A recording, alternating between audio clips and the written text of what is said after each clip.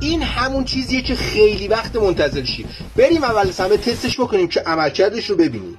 خب اول از همه بریم یه تست بکنیم روی باطی بدون که محلول رو بزنیم، ببینیم که آیا میتونیم قلب رو به باطی بچسبونیم. میبینید که تیکه تیکه میچسبه، اما باز هم استقامت خاصی نداره و واقعا سخت لاینکاری بدون این محلول روی باطی و اگر زیاد هم نگه دارید ممکنه به باطیتون آسیب برسه. الان هم که میبینید این قلیه هم که جمع شده و خیلی راحت کنده شد. حالا فقط یک مقدار خیلی کوچک از این محلول رو روی سر باطی میزنیم. فقط نگاه کنید در کمتر از 1 ثانیه قلب خیلی قشنگ روی باطی به صورت معجزه‌واری میچسبه.